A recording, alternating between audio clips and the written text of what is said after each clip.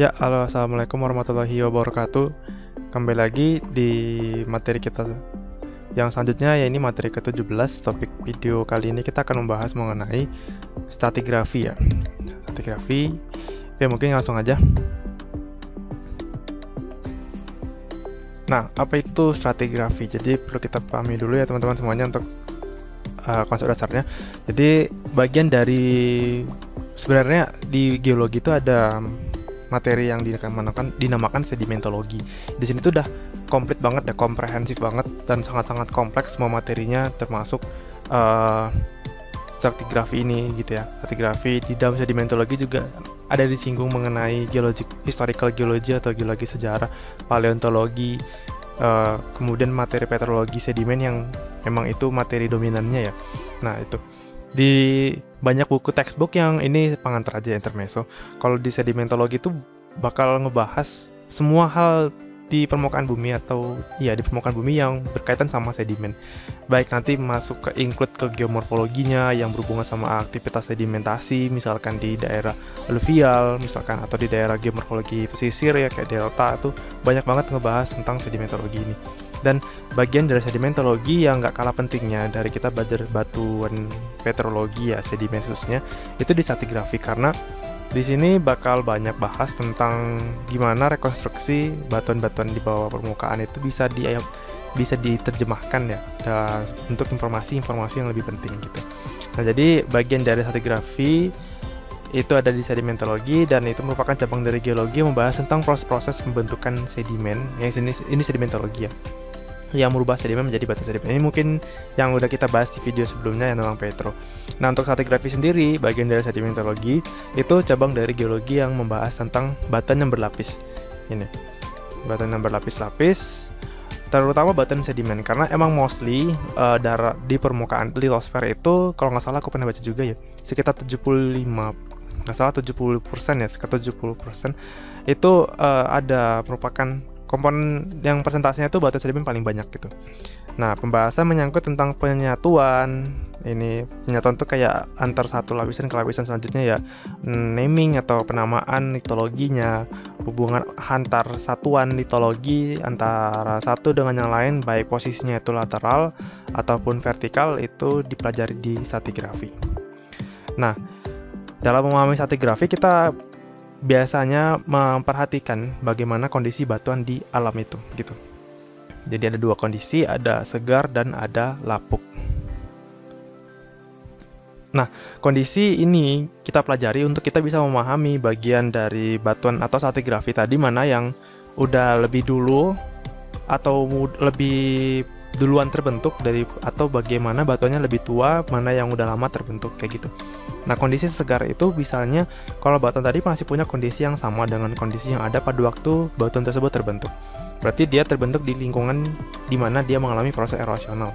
Jadi dan juga dia belum mengalami perubahan sifat kimia maupun sifat fisik secara masif ya khususnya.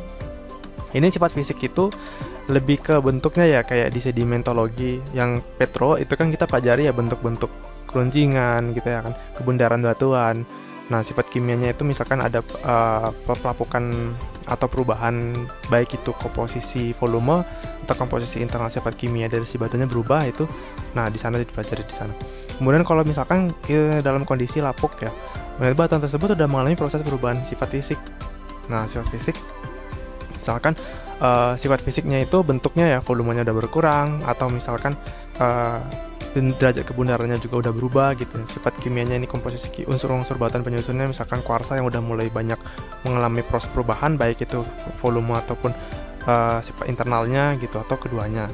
Disebabkan karena tersingkapnya batuan tersebut ini misalkan mengalami weathering atau pelapukan, dan dia kena pengaruh dari proses-proses eksogenik yang udah kita pelajari di geomorfologi ya, misalkan dari mode erosi transported by water, misalkan air, wind atau angin ini, ataupun dari panas. Nah itu, kemudian selanjutnya ini transportasi ya, bagian dari perubahan dari pelapukan. Ini mungkin udah disinggung ya di bagian materi Petro, mungkin aku singgung aja dikit aja.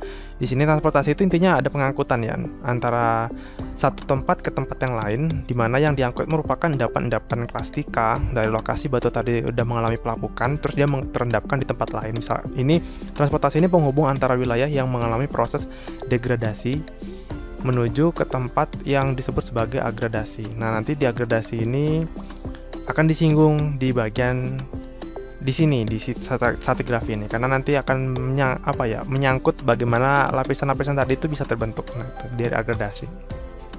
Nah, pelaksanaan transportasi itu tadi juga udah aku singgung, ini juga udah aku bahas di video sebelumnya. Ada air, misalkan dia di lingkungan geomorfologi alluvial, angin misalkan dia di geomorfologi eolian, glacier misalkan dia di geomorfologi glasial, atau gas gunung api. Ini mungkin dari debris valence ya, misalkan ini dari puncak gunung ke bagian bawah dari misalkan peristiwa piroklastik, itu bisa juga sih. Ini bagian transportasi baton piroklastik ya khususnya. Kemudian transportasi itu bahkan berhenti kalau misalkan ada beberapa kondisi. Yang pertama itu kalau ketenaga yang teman transport itu udah lemah, sehingga tidak mampu lagi melaksanakan transportasi. Misalkan sungai di muara kan alurnya udah kecepatan sungainya udah melambat dibandingkan misalkan kalau misalkan transportasi itu terbentuk atau wilayah sungai tadi itu ada di wilayah pegunungan, misalkan di sini. Nah, ini faktor topografi juga mempengaruhi bagaimana transportasi bisa terbentuk ya, atau dipengaruhi transportasinya. Juga ini bagian dari peristiwa yang mungkin dipengaruhi sama proses gravitasi. Ini juga bisa mempengaruhi di sini. Karena kita tahu kan kalau misalkan rumus fisiknya kan F sama dengan MA kan. Nah, kecepatan ini bisa dipengaruhi sama gravitasi bumi. Dari masanya juga, nanti gayanya juga berpengaruh. Nanti gaya ini juga kan berhubungan sama proses energi dari material yang bergerak atau partikel yang bergerak. Kayak gitu. Nah, pada saat transportasi berhenti, itu disebut sebagai proses deposisi atau pengendapan di lokasi yang kita sebut sebagai lokasi agradasi. Nah, itu ya. Deposisi batuan material sedimen. Nah, pengendapan atau deposisi itu intinya proses teronggoknya atau material-material tadi itu udah berhenti dan mulai mengalami pengendapan di lokasi yang punya elevasi lebih rendah daripada lokasi di mana dia mengalami proses erosional ya tentunya. Gitu. Tempat-tempat pengendapan itu kita sebut sebagai depositional environment atau lingkungan pengendapan kalau bahasa Indonesianya. Tempat-tempat di muka bumi biasanya ini di basin atau di cekungan, udah pasti banget sih. Nah, tempat pengendapan paling besar di dunia itu ada di abyssal plain, di dasar laut, marine basin. Nah, tempat pengendapan di abyssal plain itu mungkin ini bakal dibahas di oceanografi aja ya, mungkin ya, oceanografi geologi. Di sana tuh bakal banyak banget endapan feldspar, endapan batuan sedimen yang terakumulasi di bawah laut. Nanti bakal kita bahas tentang red clay, ada semacam tanah lempungan yang berwarna merah karena banyak kandungan fosfor dan magnesiumnya. Itu kita bakal bahas di sana, itu sangat-sangat unik menurut aku. Nah, kemudian lingkungan pengendapan tadi, ini tadi ada di darat. Kalau misalkan dia tuh non-marine deposisi, misalkan di sungai, yang misalkan di sungai tadi udah mulai rendah energi pengendapannya, di danau, di rawa, padang pasir, yang di es juga tadi dasar kan bisa pengaruh ya. Kemudian ada di laut. Nah, di laut itu misalkan bisa terbentuk di delta, di teluk, lagun, dangkal, daerah terumbu, dan laut dalam. Ini dia wilayah pengendapan terbesar di dunia, laut dalam. Nah, proses pengendapan itu ada dua proses. Kelangsungan proses maksudnya ya. Kelangsungan dan kekuatan prosesnya itu ada masing-masing juga dipengaruhi. Misalkan ada jenisnya maksudnya. Di sini kelangsungan proses itu ada sifatnya itu continuity. Continuity itu dia menghasilkan endapan yang terus-terus terbentuk sehingga menghasilkan endapan tadi akan jadi lebih tebal. Dan dia umumnya berasal dari akumulasi sedimen yang benar-benar abundant, kaya banget gitu di lingkungan sekitarnya itu sama material sedimen yang tererosional. Kemudian ada juga yang terjadi kemudian terhenti, undiscontinuity ya, ini discontinuity depositional. Dia cuma menghasilkan endapan tipis karena akumulasi sedimen yang tererosi udah habis gitu. Nah, untuk kekuatannya sendiri, energi deposisi itu ada dua, ada energi tinggi. Kalau misalkan hasil endapan yang terbentuk itu masih kasar, Gini, ini juga berpengaruh sama lingkungan pengendapan energinya juga ya. Misalkan kayak di daerah hulu, misalkan di sungai, kita ambil contoh sungai aja paling gampang. Sungai itu yang di hulu itu kita bisa teman-teman bisa mungkin yang sering traveling ke wilayah pegunungan dan lihat sungainya banyak batu-batu yang masih kasar dan besar-besar ukurannya kan. Itu karena energinya masih tinggi. Jadi kekuatan energi proses pengendapannya bisa dikategorikan sebagai endapan energi tinggi. Kalau misalkan energinya udah rendah, itu outputnya hasil erosinya itu di wilayah lingkungan energi rendah. Ini maksudnya tuh lingkungannya ya, bukan ininya. Bukan energi apa sih maksudnya, kayak energi proses mengerosinya maksudnya, tapi lingkungannya gitu. Lingkungan energi rendah itu tadi kayak di lingkungan hilir sungai gitu ya. Ini akan menghasilkan onggokan pasir bahkan sampai ukuran lempung dan lanau. Selanjutnya ada hasil pengendapan. Di sini apabila pengendapan berlangsung terus-menerus, misalkan ya yang continuity series dari si endapan deposisi ini, dia akan terjadi onggokan yang akan membentuk lapisan dari endapan tadi, dan lapisan tadi itu akan terlitifikasi ya bahasanya. Terlitifikasi kalau misalkan jadi lingkungan yang arid, dia bakal mengalami desikasi atau pelepasan airnya, dan dia akan terbentuk proses sedimentologi di wilayah lingkungan itu. Nah, pengerasan hasil sedimen tadi, nah ini kita sebut litifikasi ya gitu. Nah, ini batuan sedimen mungkin ya aku udah bahas sedikit, tapi mungkin aku singgung lagi. Asalnya itu ada dua jenis di sedimen, itu ada yang klastik sama non klastik. Plastik itu kalau misalkan dia banyak hasil endapan, di mana endapannya itu banyak material-material batuan fragmen yang berasal dari batuan jenis yang lain, kayak misalkan beku ya, ataupun metamorf yang mengalami erosional, ataupun sedimen itu sendiri gitu ya. Nah, itu sedimen klastik.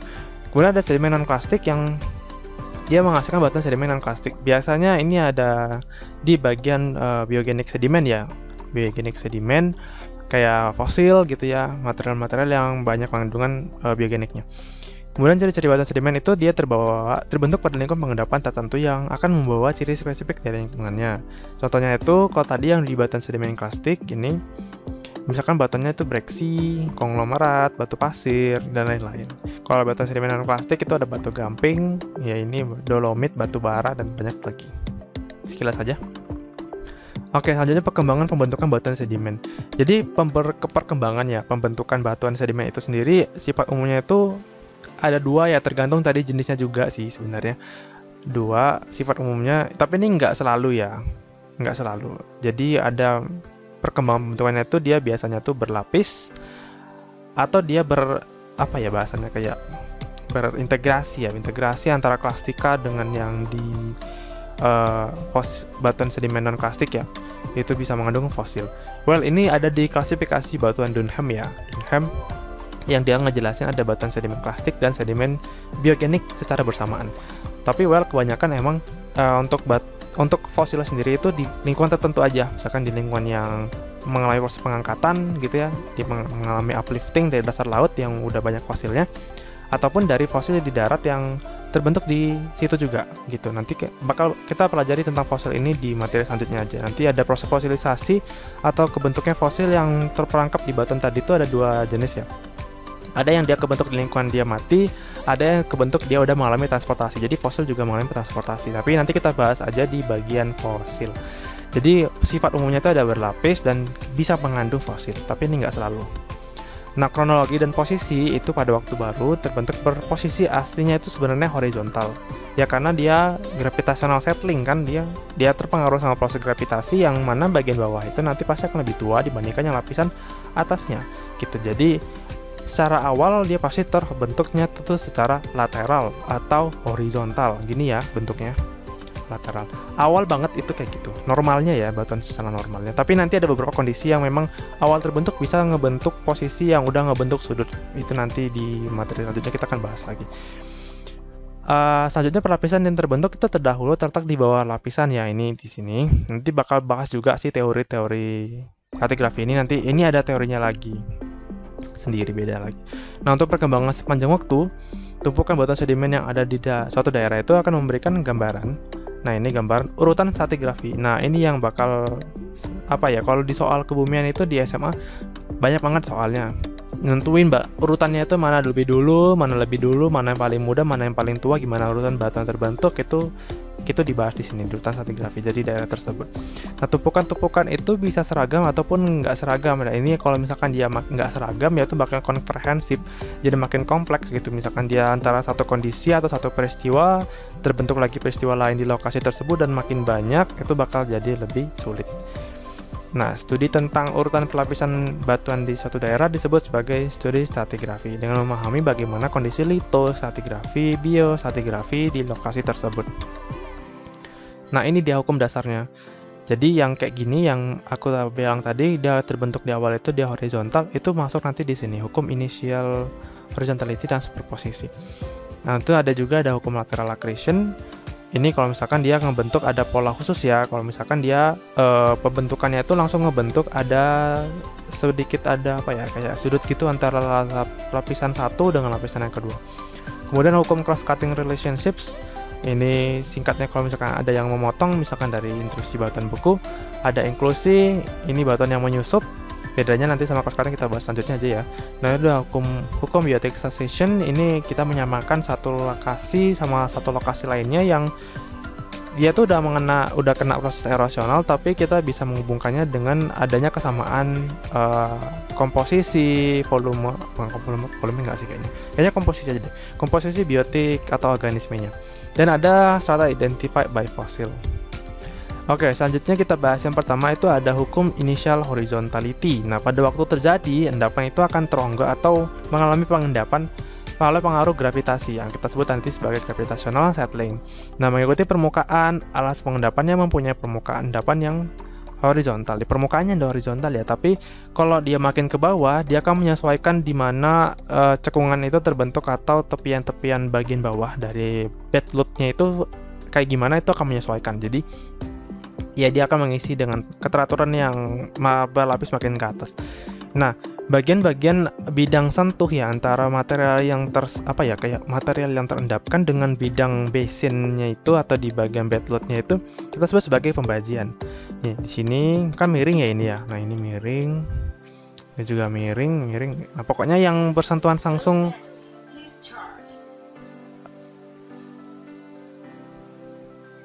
Jadi bagian-bagian bawahnya itu kita sebut sebagai pembajian. Nah, perlapisan tebal horizontal itu masih sesuai dengan aslinya, jadi belum terangkat dan belum terlipatkan. Jadi kemiringan itu kebentuk memang dia awal memang kebentuknya emang kayak gitu. Kemudian bagian yang miring bagian yang datar, bagian permukaan yang datar itu merupakan daerah stabil dan pasif dan daerah telah mengalami tektonik dan aktif. Nah, gitu. Nah, daerah dengan tektonik yang berbeda juga bisa mempengaruhi hukum initial horizontality. Misalkan daerah tektonik yang berbeda ini ya, contohkan daerah yang dalam waktu geologi yang lama tidak mengalami gangguan tektonik, itu akan menghasilkan lapisan yang tebal. Jadi ketebalan lapisan juga ini ya mempengaruhi ketebalan lapisan itu juga dipengaruhi sama aktivitas tektonisme gitu. Dengan posisi tetap horizontal. Kalau misalkan kayak gini, ini kan nggak ada aktivitas tektonik ya, jadi dalam waktu yang lama dia mengendapi bagian bawah, terendap lagi makin ke atas, terendap dan selanjutnya itu makin tebal karena nggak ada proses yang mengganggu atau mendistraksi selama proses pengendapan terjadi. Ketimbang misalkan di daerah yang banyak patahan, kemudian banyak lipatan, terus juga selain tektonik juga misalkan dia combine lagi sama proses eksogenik misalkan, dari daerahnya itu akan menghasilkan endapan-endapan yang tipis. Nih. Endapan-endapannya tipis, kemudian juga mengalami perubahan bentuk dan arah. Ya, bentuk dan arahnya udah nggak horizontal, misalkan jadi terbentuk karena patahan jadi miring, atau nggak dia mengalami lipatan juga dia termiringkan gitu ya. Jadi banyak banget proses-prosesnya. Nah, ini misalkan daerah tektonik yang kuat, kayak gini hasilnya. Jadi endapan-endapan yang misalkan dia udah baru terbentuk tuh tapi belum lama banget, tapi itu sudah mengalami proses tektonik, misalkan dia patah gitu atau terlipatkan kayak gini. Ini lipatan ini patahan misalkan. Terus dia ini mengalami erosional, terus jadinya tipis. Jadi bentuknya itu masih tipis kayak gini, belum banyak endapan yang berukuran masif tebal gitu. Nah, kemudian kita lanjutkan dengan hukum yang kedua, ini hukum superposisi. Sebenarnya dia masih berelasi sama hukum initial horizontality ya, memang karena kebentuknya, tapi ini intinya itu kalau di initial horizontality itu lapisan yang terbentuk itu akan cenderung horizontal di permukaan. Intinya di sana. Kalau di hukum superposisi ini, dia masih berhubungan sama hukum initial horizontality, tapi di sini tuh intinya dia ngejelasin kalau lapisan yang paling bawah akan berumur lebih tua dibandingkan yang lapisan yang paling atas. Itu aja intinya. Bentuknya tuh sama gambarnya di sini. Gambarnya kayak gini, ya kan? Ya, sama kayak initial horizontality, tapi di hukum superposisi tadi tuh hanya apa ya, based on age-nya aja, berdasarkan sama usianya aja. Contohnya ini. Kita ambil contoh yang ini. Ini lapisannya ini ada lapisan A, B, C, D, E. Yang paling tua itu yang lapisan A. Yang paling muda itu yang E. Nah, kalau misalkan lapisan yang A, B, C, D, E ini mengalami proses kayak lipatan gitu ya. Dia dilipatkan mengalami folding. Nah, kayak gini bentuknya. Jadi dia miring. Tetap di mana lapisan A itu merupakan lapisan yang paling tua, dan E itu merupakan lapisan yang paling muda. Kalau yang kayak gini gimana? Ini udah apa ya? Sangat-sangat termiringkan, bahkan hampir 90 derajat kan dipnya ini. Ya bisa saja dibentuk. Tapi dalam beberapa kasus ya, hukum superposisi ini bukan hanya kayak gimana jelasinnya?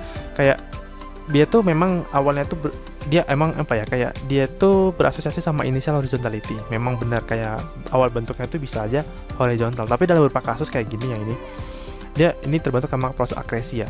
Jadi dia itu udah dalam bentuk awalnya itu miring, bisa aja miring. Nah, itu nanti dipengaruhi sama hukum selanjutnya yang disebut sebagai lateral accretion.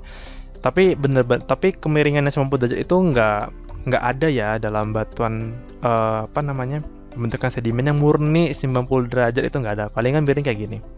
Mengiringnya tuh memang karena dipengaruhi sama topografi gitu. Dalam keadaan normal, nah ini ya tadi, dalam suatu urutan proses pengendapan, lapisan itu akan tumbuh mengalami akresi ke arah lateral. Dalam beberapa kasus ya, pembajian terdapat pada tepian kayak gini di miring-miring ini pada dasar cekungan. Nah, lapisan yang paling muda terdapat di atas maupun di samping lapisan yang paling tua. Jadi cara ngebacanya itu ada dua persepsi. Kalau misalkan yang di sini kita masih pakai prinsip superposisi dan initial horizontality. Jadi yang paling bawah itu merupakan yang paling tua, makin ke atas makin muda. Tapi kalau misalkan dia udah mengalami proses pembentukan agredasi, di mana agredasinya itu terbentuk di wilayah pengendapan yang lingkungan pengendapan yang miring gitu ya, kayak gini, dia akan membentuk akresi yang kayak gini. Jadi dia agak sedikit termiringkan dalam posisi awalnya langsung. Jadi kita bisa ngecek dari mana arah akresi. Nah, di mana arah akresi itu akan menentukan gimana kita nentuin usianya gitu. Kalau misalkan arah akresinya, misalkan dari sini ke sini ya, dari ini misalkan posisi A, ini posisi B. Jadi cara ngebaca yang paling tua merupakan yang arah mendekati dari arah datangnya akresi. Jadi yang paling mudah misalkan ini 1, ini 2, ini 3, ini 4, ini 5 gitu. Jadi posisi lapisan yang paling muda itu adalah lapisan 5. Makin ke arah datangnya akresi merupakan lapisan yang paling tua gitu ya. Jadi makin jauh dari arah datangnya akresi, lapisan tersebut makin muda. Kalau misalkan lapisan tadi makin mendekati arah datangnya akresi, maka udah pasti jelas lapisan di bawahnya yang terakresi, termiringkan itu merupakan yang paling tua gitu ya. Nah, ini variasi-variasinya. Untuk proses dari agredasi sendiri ada yang progradasi kalau misalkan endapan sedimen itu maju ke depan. Kalau misalkan endapannya mundur, tapi tetap dalam terbentuknya itu dalam sistem lateral accretion, itu kita sebut sebagai retrogradasi. Kalau dia maju, progradasi.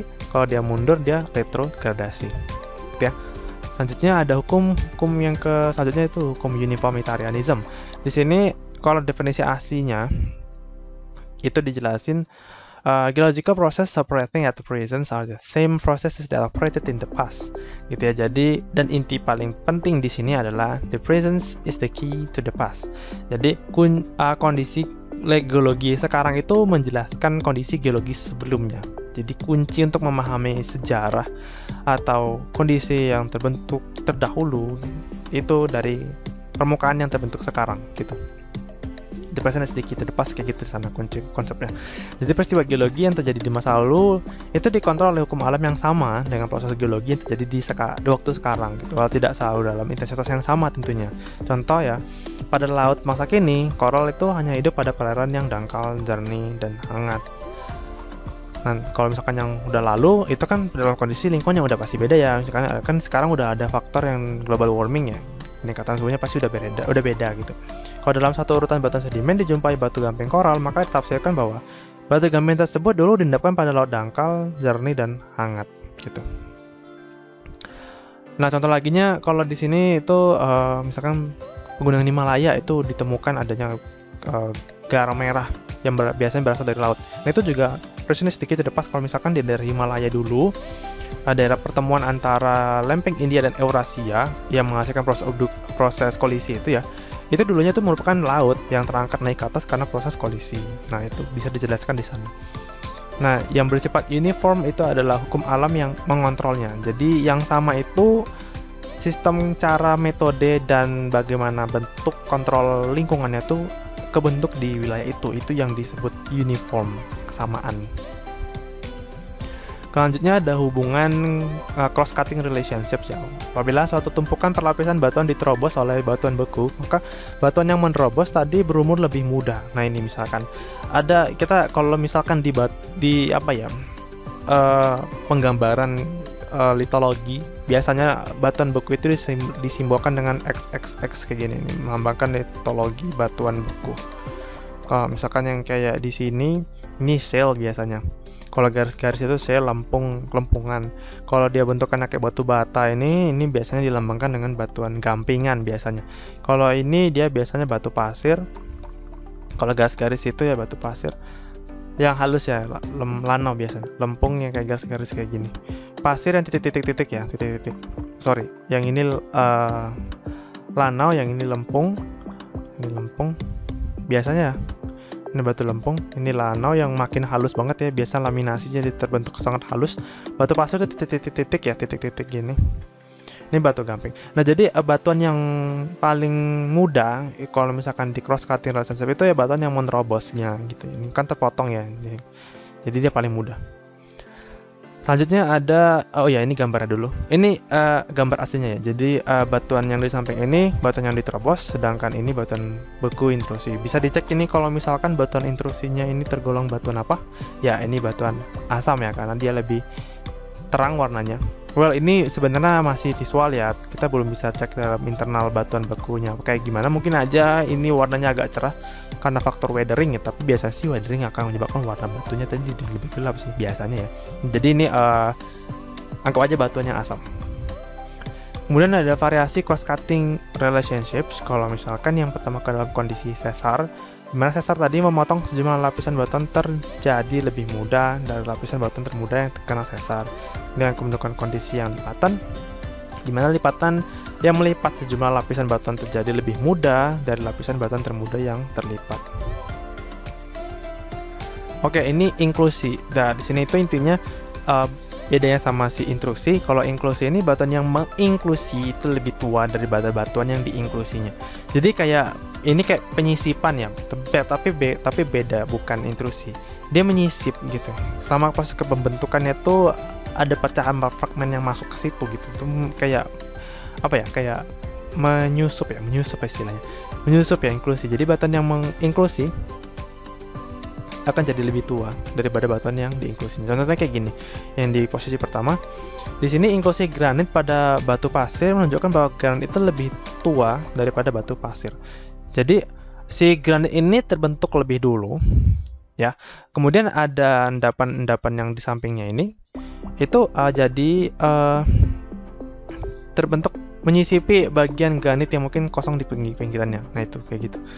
Nah, contohnya lagi di sini, contohnya ini inklusi batu pasir dalam granit menunjukkan bahwa batu pasir lebih tua dari granit. Jadi ini kayak si granitnya ini masuk ke bagian tubuh batuan, misalkan batu pasir. Jadi si fragmen atau bagian magma misalkan ya, lava yang masuk ke rongga-rongga di bagian batu pasir tadi membentuk pola-pola inklusi kayak gini. Nah, jadi batu pasirnya akan lebih tua dibanding batu granitnya. Kemudian ada hukum biotic succession. Begirot-Soulafi di sini dalam suatu urutan batuan secara vertikal, kandungan fosilnya mengalami pergantian secara sistematis. Ini mirip dan berasosiasi dengan hukum superposisi dan hukum lateral initial horizontality. Jadi di sini, tapi intinya di sini dia menjelaskan tiap lapisan itu ada komponen fosil yang menjadi identitas gitu ya, menjadi identitas setiap lapisannya. dan berubah secara sistematis, mengganti secara sistematis tergantung usianya. Nah itu dimana menjadi fosil penciri biasanya disebut sebagai fosil indeks. Dia mencirikan suatu lapisan tertentu dengan lapisan tertentu dengan fosil tertentu. Nah itu. Jadi setiap lapisan itu dicirikan oleh kandungan fosilnya itu yang khas. Kalau di hukum biotic succession ya. Jadi tiap lapisan satu, nanti lagi lapisan kedua itu fosilnya udah beda. Nanti lapisan ketiga fosilnya juga udah beda. Kayak gitu. Jadi suatu lapisan batuan tertentu itu dapat dibedakan dari lapisan yang lain dengan dasar adanya perbedaan fosilnya yang berbeda pula di setiap lapisannya. Itu ya. Dan ini juga sebenarnya dijelaskan oleh hukum strata identified by fossil. Jadi fosil-fosilnya menjadi identitas atau tahapan dalam proses mengidentifikasi lapisan litologi yang berbeda. Jadi itu kadang disebut nanti di sini tuh sistemnya itu disebut sebagai sistem biostratigrafi. Nah, perkembangan organisme sepanjang waktu ini masih berhubungan sama biotic succession dan strata identified by fossil. Jadi perkembangan organisme itu ada urutannya dan itu akan terbentuk seiring dengan proses pengendapan material sedimen seiring umur juga. Jadi dari urutan batuan sedimen yang ada di bumi kan dijumpai fosil yang berbeda-beda. Nah, pada batuan yang lebih tua dijumpai fosil yang punya bentuk yang lebih sederhana dengan keanekaragaman yang lebih sedikit. Tapi ini kalau misalkan kita ngelihatnya tuh dalam bentuk yang kayak dalam posisi singkapan batuan yang benar-benar tebal ya, harus tebal karena kita bakal ngelihat komponen-komponen material fosil yang berbeda tiap era atau tiap waktunya itu dalam waktu yang harusnya lama, karena fosil kan nanti kita kan pelajari teknologi fosil ya, proses pembentukan fosil itu harus ribuan tahun gitu, jadi harus benar-benar lapisan yang tebal dan dia proses pergantian itu cukup lama misalkan, jadi ada pola biotic succession yang benar-benar nampak di situ. Jadi kalau misalkan terbentuknya sangat cepat gitu ya sedimennya dengan masa biotic successionnya fosil yang zamannya masih sama, misalkan ada fosil A gitu ya, aku asumsi aja di fosil A kebentuk di lingkungan pengendapan yang sangat cepat berganti. Jadi dalam satu lapisan dalam beberapa lapisan itu bisa aja mengandung fosil yang sama gitu. Jadi tadi dan itu dijelaskan dengan strata identified by fossil, jadi bukan biotic succession. Nah itu bedanya nanti di sana. Kalau di biotic succession tiap lapisan itu beda fosil, tapi kalau di strata identified by fossil bisa aja lapisan satu dengan lapisan kedua itu punya fosil yang sama. Misalkan lapisan ini, lapisan 1, 2, 3. Di lapisan 1, 2, 3 ini punya fosil A masing-masing. Karena emang proses yang di sini tadi keanekaragaman. Nah ini keanekaragamannya itu berubahnya itu lambat, jadi dia kalah sama proses pengendapannya yang berlangsung sangat cepat. Jadi dalam beberapa lapisan itu bisa mengandung fosil yang sama gitu. Jadi dia dijelaskan dengan strata identified by fossil. Jadi tiap lapisannya itu kita jelaskan ada fosil-fosil gitu lah. Nah, semakin ini kita lanjut lagi di sini. Jadi semakin muda batuannya, fosil yang terkandung mempunyai bentuk yang lebih kompleks. Ini kalau dulu dia dalam waktu yang lebih dulu banget itu keanekaragamannya kecil. Nanti kalau misalkan udah makin mendekati sekarang present time itu bakal makin keanekaragamannya makin banyak, kemudian bentuknya lebih kompleks gitu dan keanekaragaman lebih besar. Nah, ada beberapa poin penting di sini. Yang pertama itu organisme berkembang sepanjang waktu dan akan terus berkembang sampai sekarang dan hingga ke depannya. Nah, itu akan disebut dan organisme tersebut akan mengalami evolusi. Nah, ini itu disebut sebagai historical geology. Nah, selanjutnya evolusi dari bentuk sederhana ke arah yang lebih kompleks, progresif atau retrogresif. Nah, di zaman geologi ini berdirikan untuk waktu di mana terjadi kumpulan fosil yang khas yang berbeda dengan waktu yang ini. Kontak nih guys. Nah, ini ya. Nah, ini bisa kelihatan di sini ada gambar dari historical geology, mungkin kita pelajari di materi selanjutnya aja ya. Lebih jelas lagi masing-masing periode, era itu apa-apa aja. Oke, selanjutnya ada ketidakselarasan. Jadi ketidakselarasan itu merupakan suatu lapisan satu dengan lapisan yang lain atau lapisan formasi batuan yang lainnya itu ngebentuk gap. Gap baik itu jarak umur yang besar antara kedua formasi atau jenis batuannya juga bisa mempengaruhi dalam hal ketidakselarasan ini. Jadi nggak selaras gitu antara satu lapisan dengan lapisan yang di atasnya, harusnya ya. Itu ada perbedaan. Dan perbedaan itu bisa aja dipengaruhi sama bidang erosi atau enggak dengan bidang erosi. Nanti dijelaskan di sini. Yang pertama ada disconformity. Ini merupakan salah satu jenis dari unconformity atau ketidakselarasan dalam stratigrafi yang dimana antara dua formasi batuan sedimen itu punya kedudukan yang sama, dimana bidang ketidakselarasan masih dapat dikenali di lapangan. Ini. Kemudian selanjutnya ada paraconformity. Ini unconformity antara dua lapisan formasi sedimen yang punya kedudukan yang sama. Bidang ketidakselarasannya itu sulit untuk dikenali di lapangan karena biasanya ini di paraconformity ini nggak ada bidang erosi yang jelas. Jadi di sini kita bakal melihat gapnya itu di usianya. Kalau gap maksudnya kayak gini, gap usianya melalui teknik yang mungkin lebih rumit ya, misalkan dicek di lab gitu ya, dicek lab misalkan kandungan mikrobiologinya kayak gimana.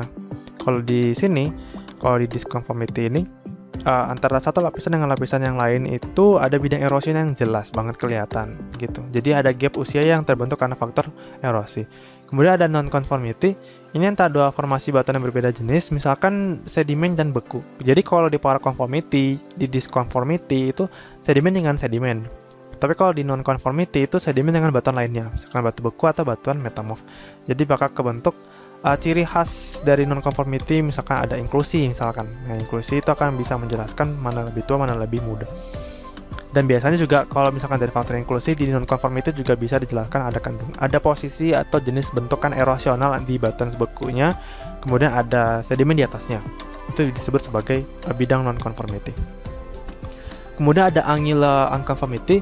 Ini ketidakselarasan bersudut, misalkan terjadi patahan atau lipatan. Nah, itu akan ngebentuk sudut kan. Nah, kemudian lapisan di atasnya itu mengalami erosional dan dia tertutupi sama material sedimen selanjutnya di atasnya di sini.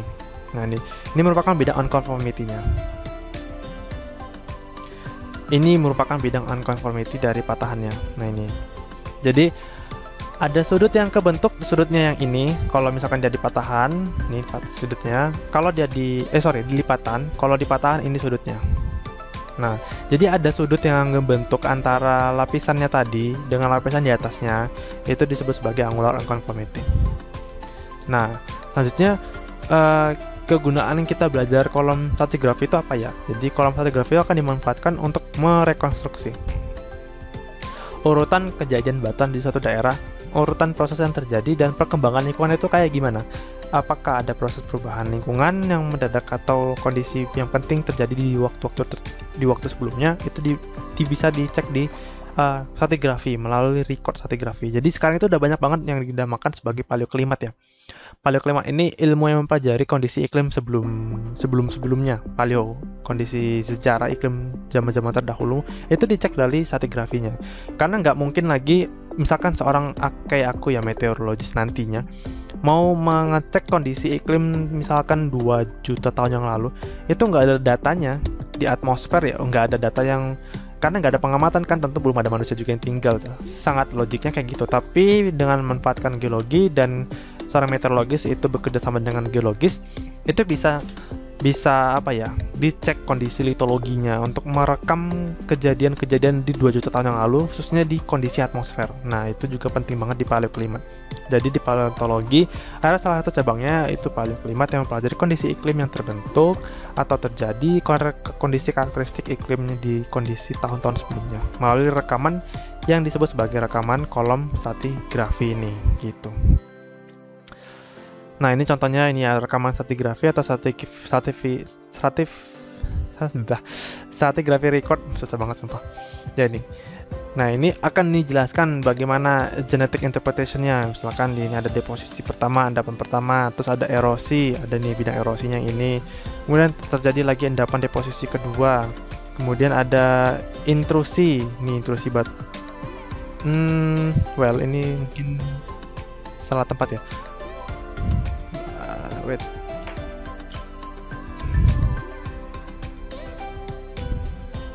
Nah, ini ada intrusi harusnya ini deposisi 2. Well, ini harusnya deposisi 3 ya. Mungkin salah ya ini. Deposisi 2, ini deposisi yang ketiga. Debatnya sama kan ini. Kemudian ada intrusi di sini, kemudian ada terpotong lagi, erosi lagi, kemudian ada deposisi yang ini kedua. Ini yang keempat. Kemudian dia terdeposisi lagi nih yang kelima. Salah ya urutannya yang ini. Ini aku perbaiki di sini. Itu urutannya kayak gitu. Nah, jadi satuan stratigrafi itu tadi ada 2 ya, ada litos. Kalau misalkan stratigrafinya itu hanya dijelaskan dari kondisi litologinya aja, dari jenis-jenis batuan sedimennya, dari struktur batuan sedimennya, atau dari struktur batu sedimennya. Kalau misalkan dari satuan biostratigrafi ini dicek dari kondisi fosil yang ada di lapisan itu disebut sebagai biostratigrafi. Intinya di sana aja. Nah, tinjauan singkat tentang struktur sedimen ini mungkin aku bahas kelas di sini, kan udah dibahas ya di petrologi. Jadi intinya tuh di sini ya, struktur itu ada yang terbentuk karena proses erosional, deposisional, post deposisional. Kalau misalkan udah terbentuk endapan, baru dia terbentuk struktur, atau dia biogenik, endapan yang terbentuk akibat aktivitas hewan atau organisme. Yang pertama itu yang ini beberapa ini ya, struktur sedimen yang penting banget untuk dicek dan biasanya selalu ada di kondisi singkapan batuan ya, untuk bisa merepresentasikan kondisi stratigrafi recordnya. Yang pertama itu ada fluid cast.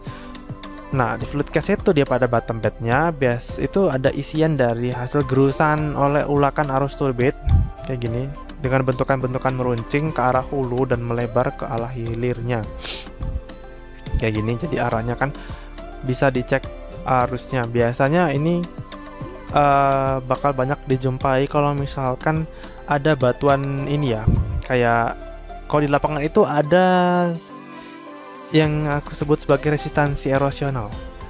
Ya, aku pernah baca juga sih kalau nggak salah materinya itu. Jadi ada kayak kolom-kolom gini ya, kolom-kolom. Jadi di kondisi aslinya juga mirip gitu. Jadi di kolom-kolom litostratigrafi ini ada bagian yang resistan terhadap erosi, ada yang tidak resistan terhadap erosi. Nah, biasanya untuk bagian-bagian batuan yang dia itu resistan ya, dia tahan sama erosional, dia akan punya bentukan yang menggantung, atau bagian yang non resistan itu erosinya itu menjorok ke dalam gitu loh. Jadi bagian bawahnya ini dia bagian bawah ini bakal ngebentuk adanya struktur-struktur khususnya. Itu bakal bisa juga ngebantu dalam proses interpretasi stratigraphy record. Kemudian ada groove case. Ini di pada bottom bed itu kayak ada gerusan ya, gerusan. Kemudian ini ada ada score channel.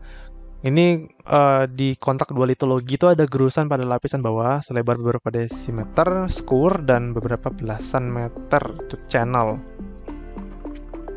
Ini tidak bisa ngebentuk pola stratigraphy record dari strukturnya.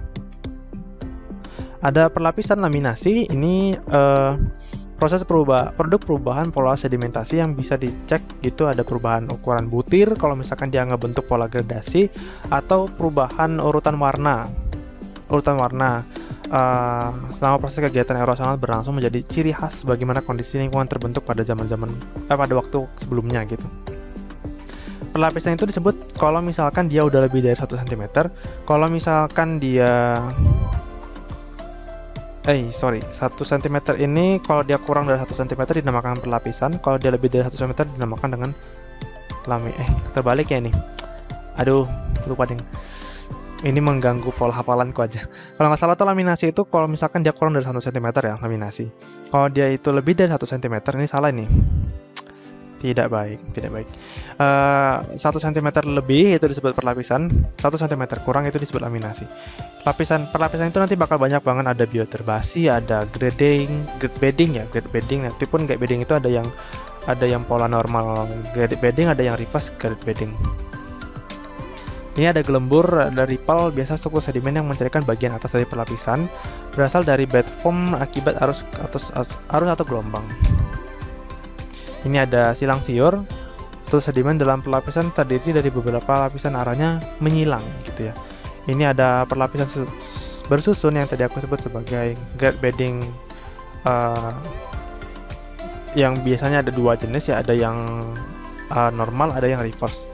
Kalau dia normal itu bagian bawah itu akan lebih tebal di bagian dengan atasnya. Jadi misalkan ini lapisan yang bagian bawah itu lebih tebal, yang di atasnya itu udah titik-titik, misalkan dia batu pasir ya. Ini konglomerat, ini di atasnya batu pasir. Nah, ini disebut sebagai gap bedding. Tapi dalam bentukannya bukan, ini salah ya, maksudnya bukan, dia gap bedding ini dalam satu waktu terbentuknya, bukan dua waktu. Kalau misal ini aku gambarin biar mudah aja bedain.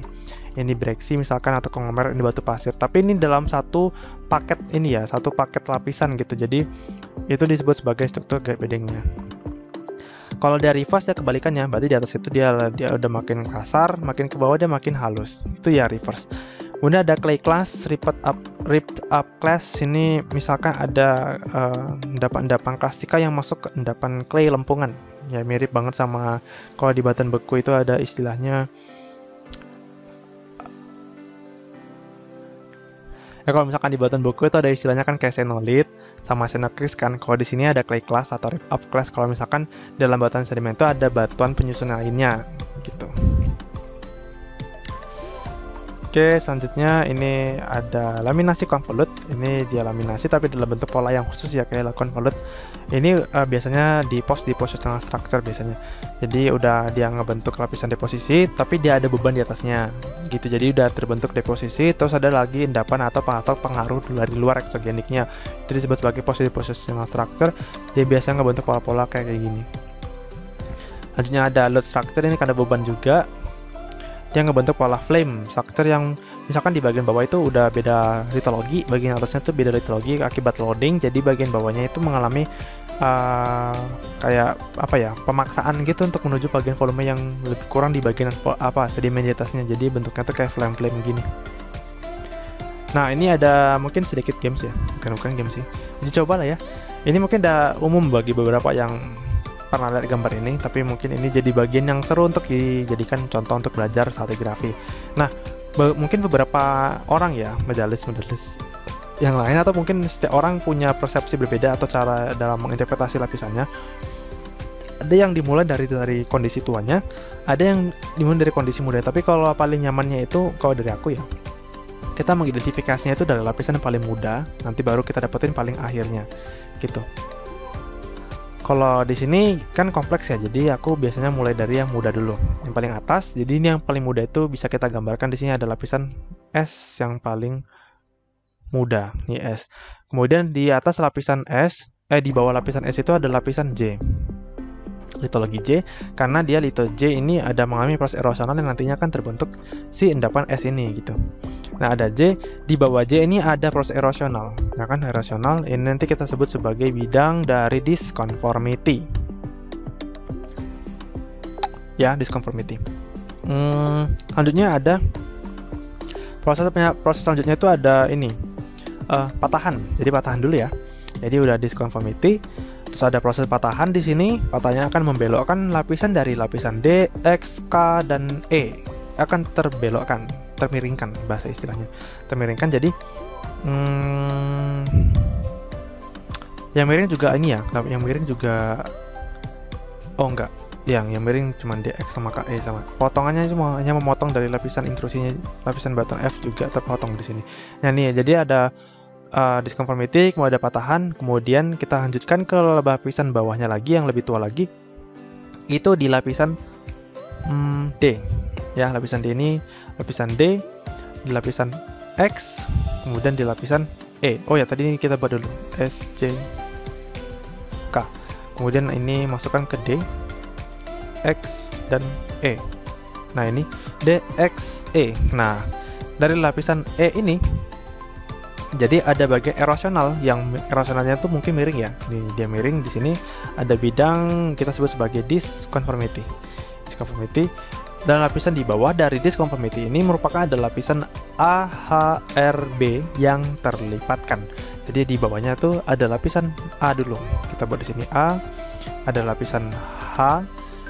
Tapi cek dulu di lapisan R dan M ini ada bagian yang menarik, ada intrusi. Dan intrusinya merupakan intrusi lateral. Ini bukan pola inklusi ya, tapi pola intrusi. Oke, di sini ada M ya, M, kemudian ada R, kemudian ada B. B ini terboros inklusi ya. Inklusinya di sini menunjukkan button si F-nya ini. F-nya ini merupakan bukan F ya, tibanya ini kayak F lapisan P-nya dulu nggak salah. Ya, lapisan P dulu ya. Ya, lapisan P ini lapisan yang menginklusi. Tapi di sini kita cek dulu ada ini. Tapi inklusinya di luar ya ini. Sangat menarik. Nanti jadi lapisan B, habis itu menurut aku di sini lapisan inklusinya beda. Jadi dan dia baru tererosi. Jadi inklusi dulu ini, inklusi dulu. Inklusinya merupakan button yang lebih tua pastinya. Jadi ada lapisan G dulu deh, G dulu. Ada intrusi baru cek. Ini ada intrusi, lapisan intrusi G. Kemudian ada inklusi button P. Button P lebih tua. F ini materialnya ke inklusi ya. Jadi F ini buttonnya menginklusi lapisan si P. Jadi lapisannya F paling tua. Jadi khususnya itu F itu prosesnya lapisan button yang ini paling tua menginklusi button beku granit P, dan button P granit ini mengalami intrusi oleh lapisan misalkan ini button G, dan G ini keseluruhan ini menginklusi dari button B. Jadi si button B akan lebih mudah daripada button yang menginklusi. Kemudian ada lapisan R, dan R diintrusi oleh M, dan di atasnya ada H, ada HA, kemudian ada terlipatkan, dan habis terlipatkan dia mengalami proses erosional dan diisi dengan lapisan E, X, D. Ya, kemudian dia mengalami patahan dan termiringkan keseluruhannya oleh patahan K, dan dia mengalami proses erosional di atasnya dan kebentuk ini endapan lagi di atasnya itu J, dan ada erosional membentuk cekungan, dan dia ngebentuk endapan lagi disebut endapan S yang paling mudah. Oke, mungkin kayak gitu. Mungkin cukup sekian materi kita tentang stratigrafi. Lebih dan kurangnya aku mohon maaf. Sampai jumpa di video selanjutnya. Sampai jumpa.